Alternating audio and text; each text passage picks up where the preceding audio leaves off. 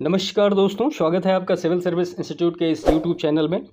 आज हम जो उत्तर प्रदेश लोक सेवा आयोग का पेपर है, मेंस का पेपर है, जो 2023 के लिए अभी सिलेबस चेंज कर दिया गया है। आप सभी को पता होगा, ये नोटिफिकेशन 2-3 महीने पहले ही आ चुकी हैं। तो उसमें सिलेबस में चेंज किया गया है। जैसे पेपर 1, 2, 3, 4 होते थे, इसमें भी थोड़ा थोड़ा बदलाव किया गया है। और पेपर 5 और 6 यानी ऑप्शनल की जगह हटा के सीधा नया तो नहीं कहा जा सकता, लेकिन फिर भी पूरी तरीके से उसको हटा के एक नया पेपर ही रिमूव कर दिया, सॉरी यहाँ पे ले आया गया है। ठीक है। तो पेपर 1, पेपर 2, पेपर 3, पेपर 4 में बहुत ज़्यादा चेंजमेंट नहीं किया। लास्ट के कुछ पॉइंट हटाए गए हैं जो यूपी स्पेशल के रिलेटेड थे। या कहने का मतलब आप ये कह सकते हैं कि पेपर 1, 2, 3, 4 में उत्तर प्रदेश से रिलेटेड जितनी भी चीज़ें लिखी थी, जैसे कि मेंस में लास्ट में जुड़ा हुआ था ना उत्तर प्रदेश का मतलब इतिहास, भूगोल, ये सारी चीज़ें, तो उनको हटा के पेपर 5 और 6 में एक अलग पार्ट बना दिया गया है कि उसमें खाली उत्तर प्रदेश स्पेशल का ही है। तो प्री परीक्षा हो चुकी है और आप लोगों ने आंसर की मिला भी लिया होगा उससे, तो उससे आपको क्लियर हो गया होगा क्या है क्या नहीं। कट ऑफ के ऊपर मैं नहीं जाऊंगा, क्योंकि कट ऑफ वो ऑफिशियल ही आए तो ठीक है, मेरे कहने से क्या होता है, आना होगा जो होगा वो आयोग ही देगा। बाकी एक पैटर्न है मतलब कट ऑफ का, वो आप देख सकते हैं कि क्या कैसे रहा है कैसे नहीं रहा है।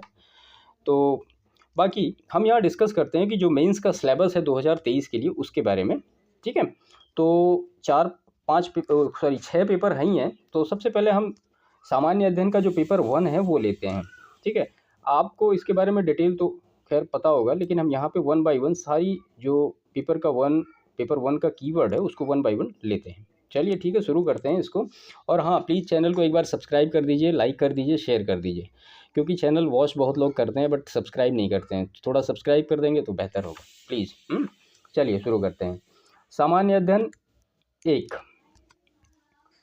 तो इसमें जो सबसे पहला पार्ट है, सबसे पहला पॉइंट है, भारतीय संस्कृति के इतिहास में प्राचीन काल से आधुनिक काल तक के कला, रूप, साहित्य एवं वास्तुकला के महत्वपूर्ण पहलू शामिल होंगे। ठीक है।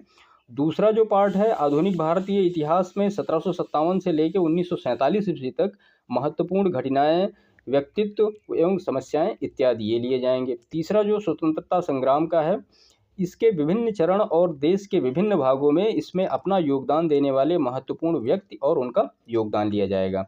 चौथा पार्ट जो है, स्वतंत्रता के पश्चात देश के अंदर एकीकरण और पुनर्गठन 1965 ईस्वी तक का ये पूछा गया है। कुछ इसका जो 5वां पॉइंट है, ये वर्ल्ड हिस्ट्री का है।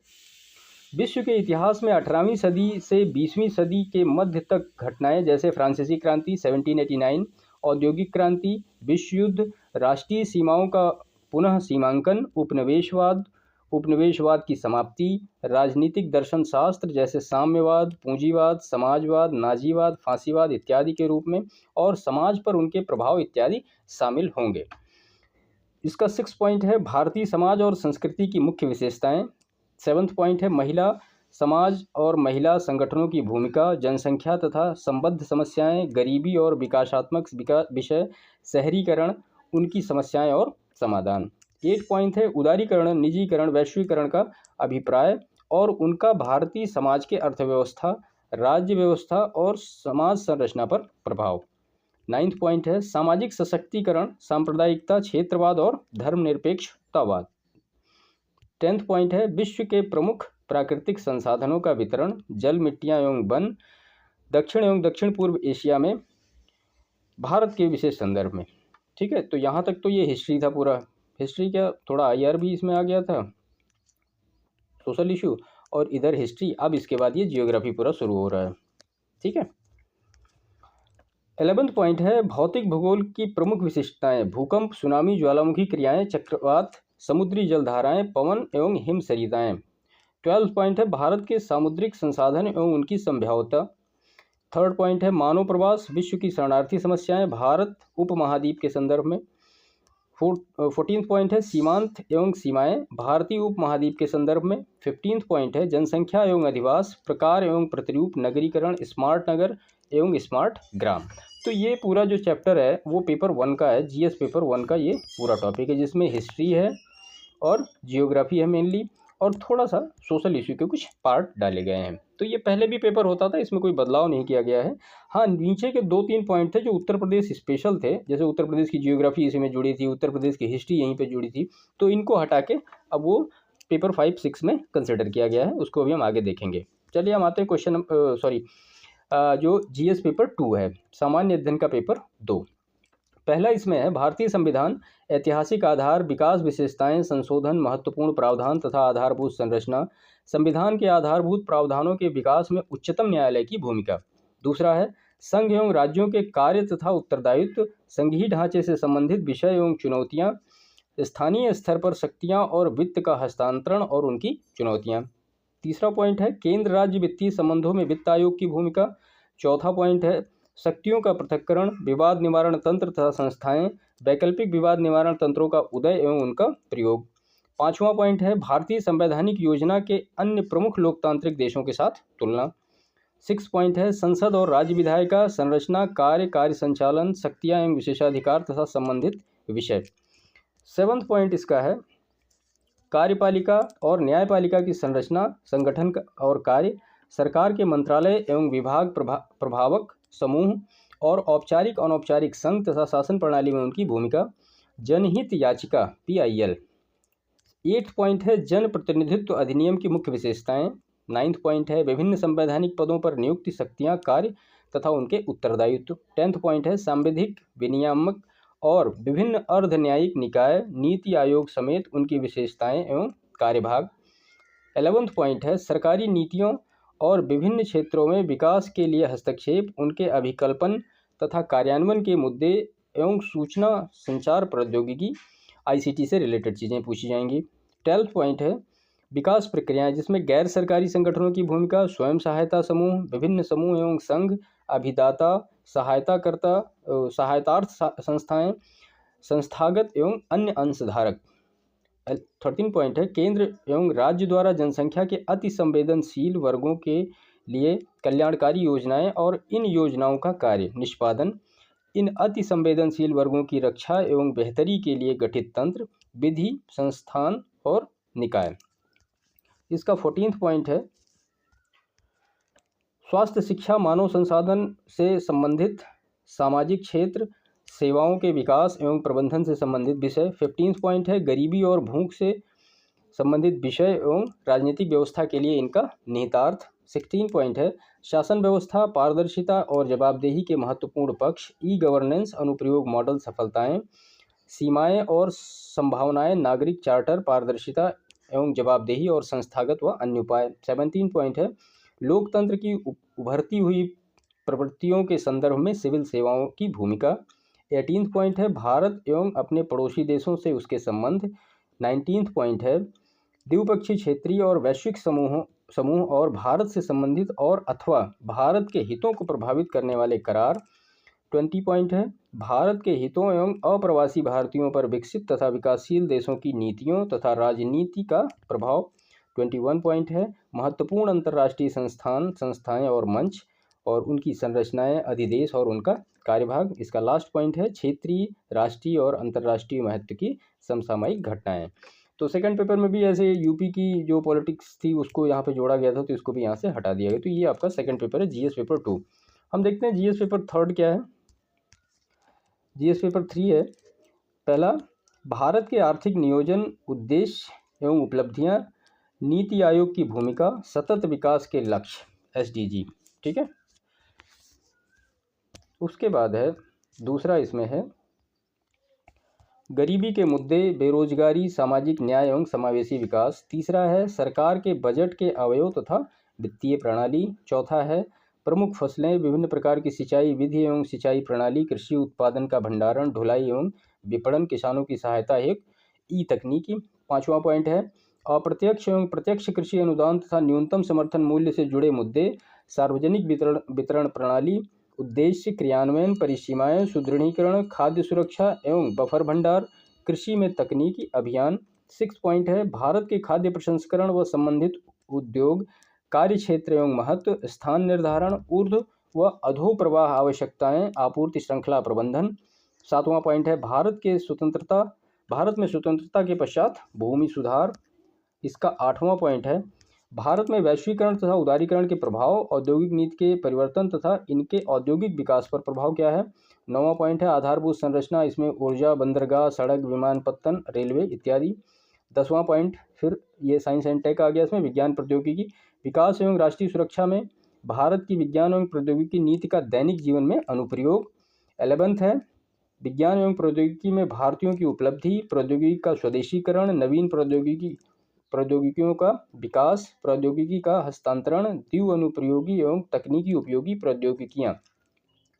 12 पॉइंट है इसमें सूचना एवं संचार प्रौद्योगिकी, अंतरिक्ष प्रौद्योगिकी, कंप्यूटर, ऊर्जा स्रोतों, नैनो प्रौद्योगिकी, सूक्ष्म जीव विज्ञान, जैव प्रौद्योगिकी क्षेत्र में जागरूकता, बौद्धिक संपदाएं, अधिकार एवं डिजिटल अधिकारों से संबंधित मुद्दे। 13वां बिंदु है इसका पर्यावरणीय सुरक्षा एवं पारिस्थितिकी तंत्र, वन्य जीव संरक्षण, जैव विविधता, पर्यावरणीय प्रदूषण एवं क्षरण, पर्यावरणीय संघात आकलन। 14वां इसका जो पॉइंट है वो है आपदा, गैर पारंपरिक सुरक्षा एवं संरक्षा से चुनौती के रूप में आपदा शमन एवं प्रबंधन। 15वां पॉइंट है अंतर्राष्ट्रीय सुरक्षा से चुनौतियां, आणविक प्रसार के मुद्दे, अतिवाद के कारण तथा प्रसार, संचार तंत्र, मीडिया की भूमिका तथा सामाजिक नेटवर्किंग, साइबर सुरक्षा के आधार पर मनी लॉन्ड्रिंग तथा मानव तस्करी। 16वां इसका जो बिंदु है भारत की आंतरिक सुरक्षा की चुनौतियों में आतंकवाद, भ्रष्टाचार, बगावत तथा संगठित अपराध। 17th पॉइंट में सुरक्षा बलों की भूमिका, प्रकार तथा शासनाधिकार, भारत का उच्च रक्षा संगठन क्या है। और 18वां इसका जो पॉइंट है कृषि, बागवानी, वानिकी एवं पशुपालन के मुद्दे। तो ये पेपर यानी जीएस पेपर ये 3rd था। ठीक है, जीएस पेपर 4 पे हम आते हैं। जीएस पेपर 4 है हमारा नीति शास्त्र। इसमें जो पहला बिंदु है नीति शास्त्र तथा मानवीय अंतः संबंध। ठीक है, मानवीय क्रियाकलापों में नीति शास्त्र का सार तत्व, इसके निर्धारक और परिणाम, नीति शास्त्र के आयाम, निजी और सार्वजनिक संबंधों में नीति शास्त्र, मानवीय मूल्य में महान नेताओं, सुधारकों और प्रशासकों के जीवन तथा उनके उपदेशों से शिक्षा मूल्य विकसित करने में परिवार, समाज और शैक्षणिक संस्थाओं की भूमिका। दूसरा है अभिवृत्ति, अंतर्वस्तु, संरचना, कार्य, विचार तथा आचरण के परिप्रेक्ष्य में इनका प्रभाव एवं संबंध, नैतिक और राजनीतिक अभिरुचि, सामाजिक प्रभाव और सहमति पैदा करना।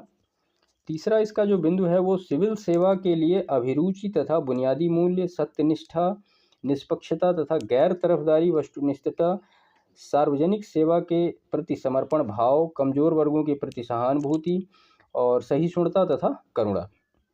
इसका जो चौथा बिंदु है संवेगात्मक बुद्धि, अवधारणाएं तथा आयाम, प्रशासन और शासन व्यवस्था में उनकी उपयोगिता और प्रयोग।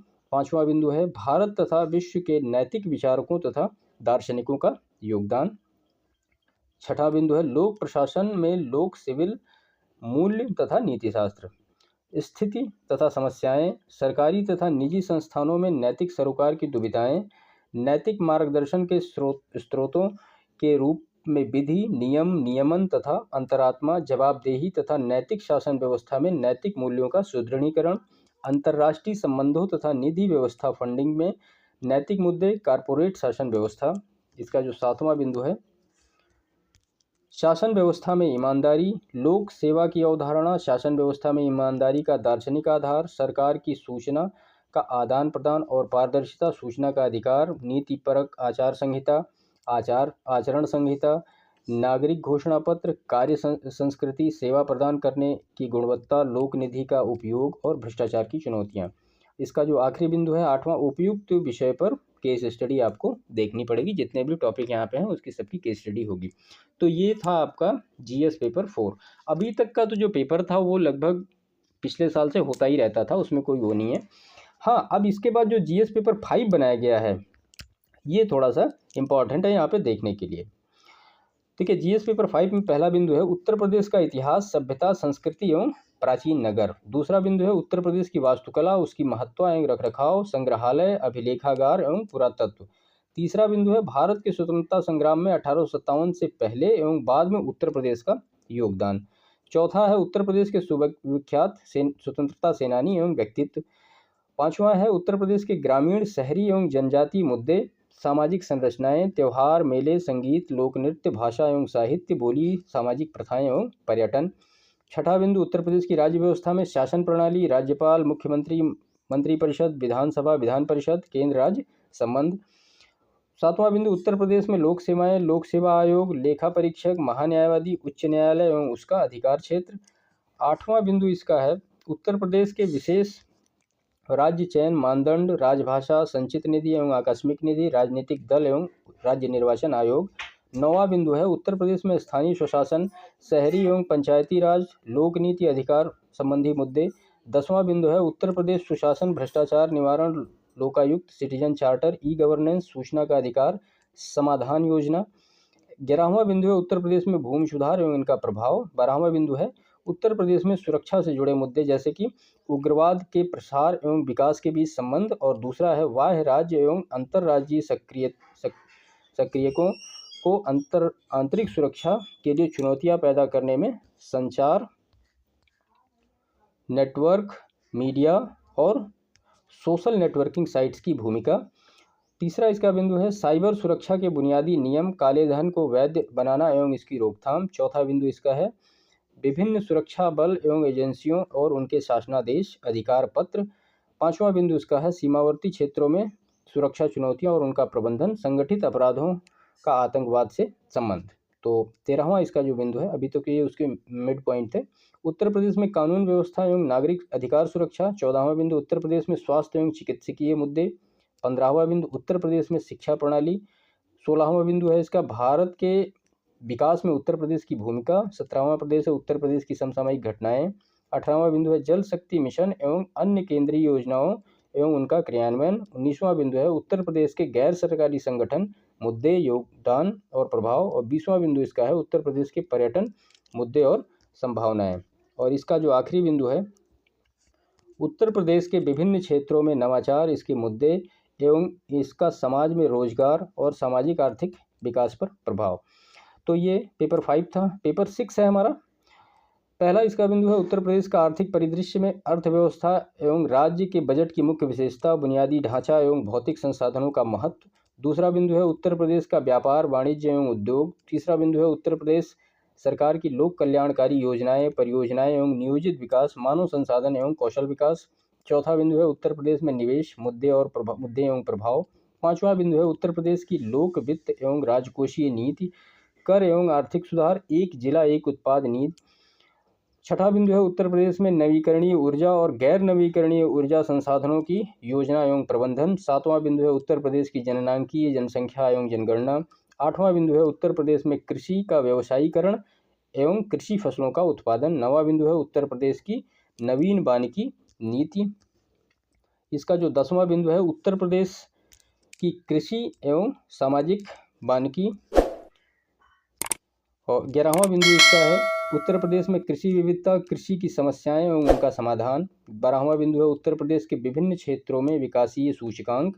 13वां बिंदु है उत्तर प्रदेश का भूगोल, भौगोलिक स्थिति, उच्चावच एवं संरचना, जलवायु, सिंचाई, खनिज, अपवाह प्रणाली एवं वनस्पति। 14वां बिंदु है उत्तर प्रदेश में राष्ट्रीय उद्यान एवं वन्यजीव अभ्यारण्य।